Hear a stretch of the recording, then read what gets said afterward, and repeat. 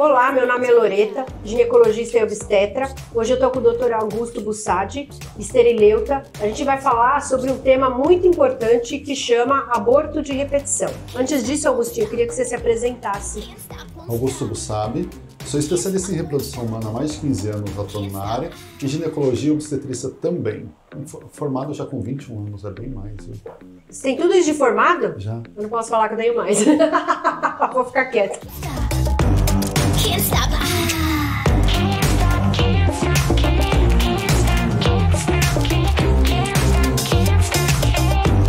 Can't stop.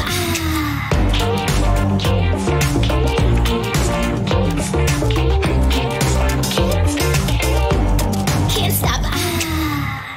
Sabe que muita gente me perguntou sobre abortamento de repetição. E eu acho que as pessoas têm uma ideia que, assim, se eu aborto, é melhor eu fazer uma fertilização porque aí eu não vou abortar mais. Não necessariamente, né? E eu gosto muito de uma frase do Dr. Luiz Albuquerque, que é o nosso mentor, né? Que é o chefe lá do nosso grupo de WhatsApp, que ele sempre fala uma frase e por isso que eu sempre tento manter meu contato com pessoas muito éticas. Você, Dr. Luiz, e assim por diante. Que é, se a mulher engravida, normalmente, o laboratório não supera a natureza. Ou quer dizer assim, se você é jovem, engravidou e abortou 1, 2, 3 vezes, não precisa ainda ficar desesperada. Tem que fazer uma pesquisa para ver o que está acontecendo primeiro, né? A gente faz as pesquisas de trombofilia, que, assim, de trombofilia mesmo, é muito pouco, né? Você pede tudo e a chance de vir alterado é pequena, né? Estatisticamente falando. Uhum. Então, trombofilia mesmo, a gente pesquisa. Mas vamos supor... Cariótipo do casal. Cariótipo do casal, para ver, casal. Né? Bem lembrado. E outras causas mais raras, você pode até mandar para o geneticista, se você tiver dúvida, mas antes disso, você tem que pedir o cariótipo. Sim. Se tiver alterado, a gente manda para o geneticista. Mas a minha questão é, em que momento pode existir a indicação da fertilização para os pacientes que têm abortamento de repetição? Vou dar um exemplo de uma paciente que eu achei bem bacana. Ela tinha 35, 36 anos, já tinha 4 abortos de repetição. E eu falei assim, olha, o importante é fazer o cariótipo dos fetos quando perder. Daí ela apareceu grávida. A gente estava discutindo entre fazer FIV com biópsia de embrião, né, para tentar ver o estudo genético. E ela apareceu grávida nesse meio tempo. Com medo, o que eu falo? Não faz nada, vamos seguir o que tem. E vamos seguir a gravidez.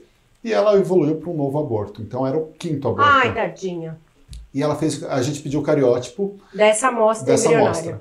E ele era um triploide. Então, para entender que o espermatozoide e o óvulo, eles são 23 cromossomos juntando dá 46, que é um diploide. Sim. Então, ele tinha 3 vezes 23 cromossomos. Esse provavelmente era um óvulo frágil, onde entraram 2 espermatozoides. Muito provavelmente foi isso. E aí, não, eu vou querer fazer a FIV com biópsia de embrião, fica tranquila, vamos esperar mais um pouco. E veio fim de ano, tudo. Essa mulher me aparece em janeiro grávida. Mas essa era boa, era coelha. Janeiro do ano passado, de 2019. Ela apareceu grávida. Chorando, o que eu vou fazer? Porque a gente não fez a biópsia. Calma, a gente não tem o que fazer. Vamos seguir. Vamos semana a semana. Tanto é que eu acompanhava ela toda semana com ultrassom. Eu faço isso também nas minhas. Porque ela parava com 7, 8 semanas, né? Aí a gente chegou com 7. Eu falei, chegou. Uhum. Aí chegou com 8. Chegou. 9, 10. Eu falei, agora você vai fazer o morfológico. E aí? Fez morfológico bonitinho, normal. Segundo morfológico, com 20 semanas, bonitinho, normal. Ecofetal, com 26 semanas, bonitinho, normal. Foi uma gravidez bonitinha, só antecipou um pouco. Com 36 semanas ela entrou em trabalho de parto, mas foi tudo tranquilo e tá tudo bem, com saúde, tudo, nasceu tudo bem. Então, assim, tem casos que a medicina pode ajudar com uma coisa mais invasiva, como reprodução assistida, e outros casos a gente tem que acompanhar mesmo, né? Porque, na verdade, é isso, né? Às vezes, por exemplo, tem paciente que engravidou 1 vez, 2 vezes, 3 vezes, e elas começam a ir atrás de coisas mágicas, e eu falo para elas, é tudo uma questão de estatística, né? A estatística mostra que à medida que você vai engravidando, a sua chance de abortar vai diminuir, de sobreviver vai aumentar. Então, muitas vezes procuram tratamentos mágicos, vou chamar assim, e esses tratamentos mágicos, a gente não sabe se eles deram certo, porque não tem nenhum trabalho estatisticamente que representou que aquilo melhorou o nosso resultado. E a fertilização para esses abortamentos, em que caso você acha que deve ser feita? Quando a gente suspeita de uma formação. Porque, por exemplo, nesse caso de triploidia, eu sei que eu vou injetar um espermatozoide para um óvulo. Aí vai ficar Aí eu vou analisar aquele embrião, como que ele vai se desenvolver e possivelmente, aí nesse caso, fazer uma biópsia embrionária para ver a carga genética desse embrião. Lembrando que na biópsia, a gente tem uma taxa de acerto de 92% a 96%, não é 100%. Então, uma taxa de erro que chega até 8%, que não é pequena, né? É. E quando você faz esses tratamentos, porque muita gente se ilude que só porque aborta, se fizer a fertilização, não vai abortar mais. E esse processo assim de abortamento é muito complexo. Porque depois que a pessoa engravida, na fertilização, ou naturalmente, ela vai ter a mesma taxa de aborto para a idade dela. Que chega a 30%. Que chega a 30%.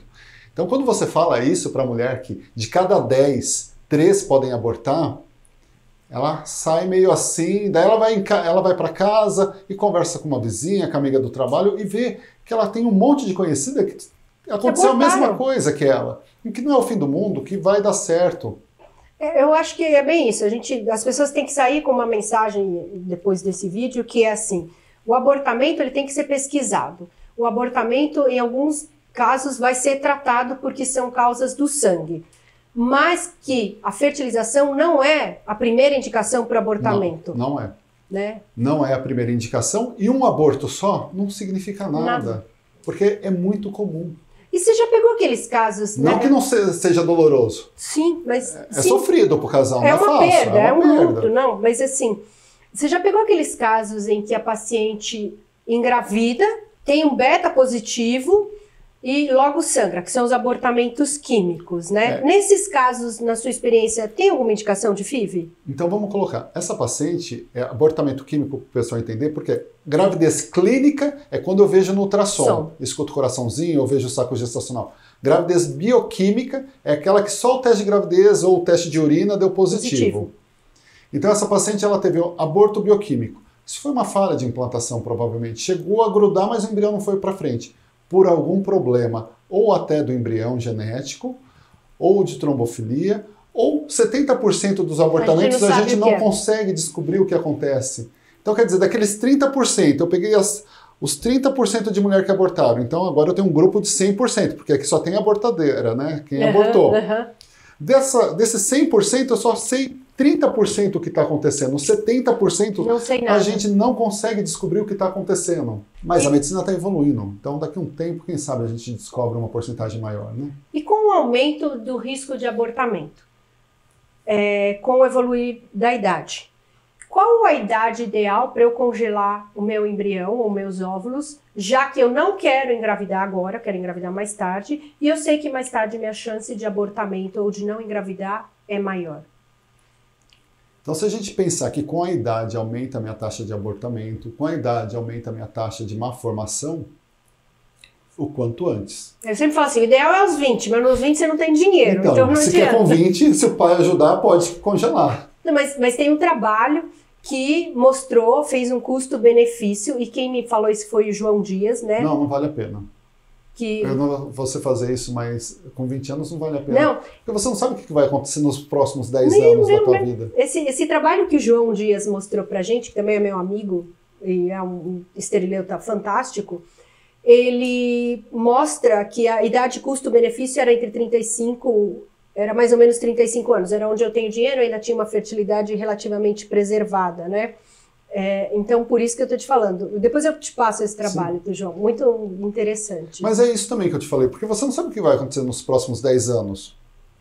Você pode encontrar o príncipe encantado com uns 25 anos. E um príncipe bom, né? Que já te engravida no primeiro mês. E aí? Sim, perfeito. Mas assim, quando a mulher... quando minhas pacientes estão entre 30 e 35, eu já começo a falar de congelar óvulo, isso tudo. Porque eu acho que é a nossa função falar sobre esse assunto e falar que existe essa perspectiva de diminuição da fertilidade. Sim. né? Porque é muito ruim uma mulher depois chegar aos 39, não tem o que fazer. A idade ideal, no meu ponto de vista, se a mulher conseguir fazer, se ela tiver a parte financeira resolvida dela, tudo, o quanto antes. Sim. 29, 30 anos. Mas a maioria das mulheres que a gente vê com 29 está começando a carreira, não está nem pensando nisso. Vai começar a pensar com uns 33, 34 anos, que é onde ainda é muito boa a fertilidade. 35 também é boa, mas 33, 34 é melhor ainda. Sim. Até 36, 37, eu tenho paciente de 38 congelando o óvulo. Mas quanto mais precoce ela for, melhor vai ser. Perfeito. Quando eu vou congelar meus óvulos, qual é o mínimo que eu preciso congelar para ter uma chance maior de engravidar? É difícil falar esse mínimo, porque se for uma paciente com baixa reserva 100. já... 100. Se for uma paciente com baixa reserva, se eu tiver 3, 4 óvulos, é o que ela tem. Tá. Ela me Mas aí eu vou momento. tentando, né, entendeu? A minha pergunta é, se eu tiver dinheiro, sou riquíssima, tenho dinheiro para gastar, posso fazer 10 mil vezes, qual o mínimo de pool que eu preciso para ter uma chance? Não tem esse trabalho. Uns 15 óvulos. 15 óvulos. Eu sabia que tinha esse trabalho, porque eu já tinha lido.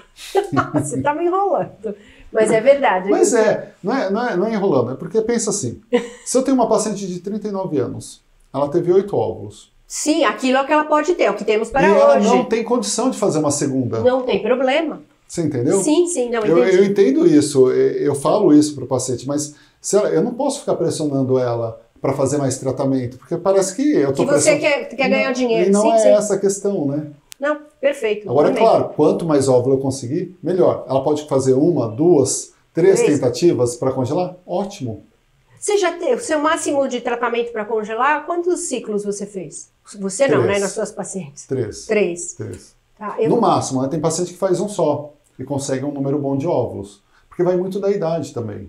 Entendi. Eu tive uma paciente que eu atendi, acho que umas 2 semanas atrás, fez 14 fertilizações. 14. Não, mas isso ela fez FIV mesmo, a fertilização. Não, desculpa, 14 ciclos para congelar. Falei fertilização. Para quantas vidas? Ela conseguiu, eu não vou lembrar se era 10 ou 12. Eu vou terminar esse nosso quadro aqui para a gente ir para o próximo. Quem gostou, passe essa informação para as pessoas, porque é uma informação séria, com base científica, tá? De alguém que não tem viés de interesse, como o Dr. Augusto. Ele não é dono de nenhum laboratório, de nenhuma empresa que produza remédio para infertilidade, nada disso. E sigam o Dr. Augusto no Instagram. Qual que é o seu Insta? Dr. Augusto Bussari. Só curto, né? Augusto Bussari. A gente se vê no próximo bloco.